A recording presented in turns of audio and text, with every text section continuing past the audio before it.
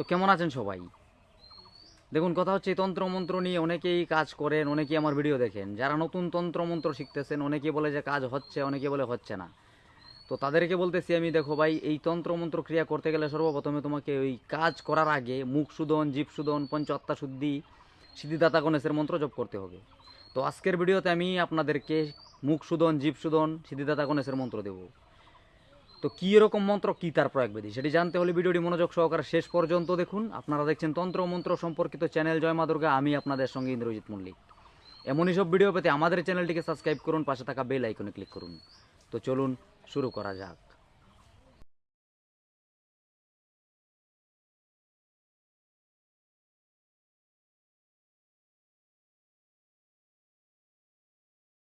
সর্বপ্রথমেই বলি জীবশোধন এবং মুখশোধন মন্ত্র। এটি করার জন্য আপনাকে করতে হবে ওং ব্রহ্ম বিষ্ণু রাধাকৃষ্ণ, ওং ব্রহ্ম বিষ্ণু রাধাকৃষ্ণ, ওং ব্রহ্ম বিষ্ণু রাধাকৃষ্ণ, তিনবার জপ করবেন। তারপরে ওং ক্লিং ক্লিং ওং ওং, ওং ক্লিং ক্লিং ওং ওং, ওং ক্লিং ক্লিং ওং ওং, তিনবার জপ করবেন। এতে করে আপনার মুখ শোধন, জীবশোধন হয়ে যাবে।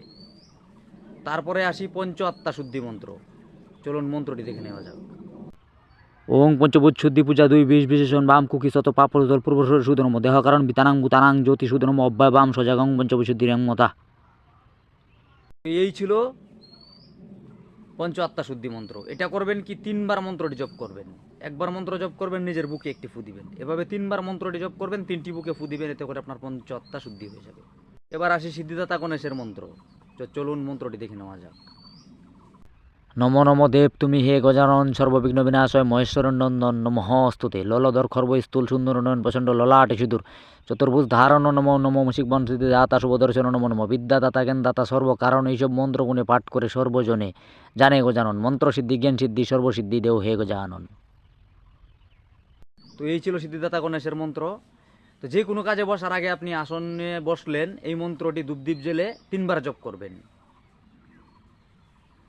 এবার আসি মা মনসার মন্ত্র। তো চলুন মন্ত্রটি দেখে নেওয়া যাক।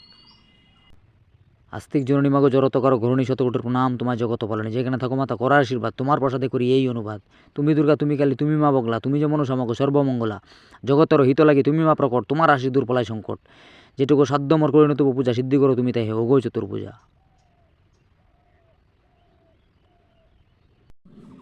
তো এই ছিল মা মনসার মন্ত্র। এই মা মনসার প্রণাম মন্ত্র তিনবার জপ করবেন, বন্দনা মন্ত্রটিও তিনবার জপ করবেন। এবার যদি আপনি গুরু দীক্ষা নিয়ে থাকেন, দীক্ষা মন্ত্র জপ করবেন, গুরু বন্দনা করে নেবেন, গুরু প্রণাম করে নেবেন।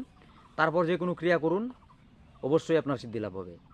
এবার কথা হচ্ছে, এই যে মায়ের মন্ত্রটি দিলাম মা মনসার, এই মন্ত্র দ্বারা আপনি চাইলে মায়ের সাধনাও করতে পারেন।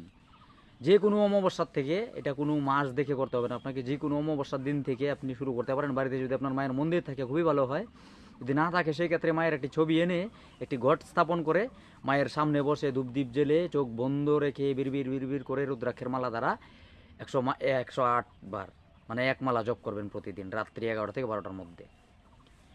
ব্রহ্মচার্য অবশ্যই পালন করবেন। এই সময়ে নিরামিষ আহার করবেন। এক হাঁড়ি যদি হতে পারেন, নিজে রান্না করে যদি একবার মানে খাবার খেতে পারেন খুবই ভালো হয়।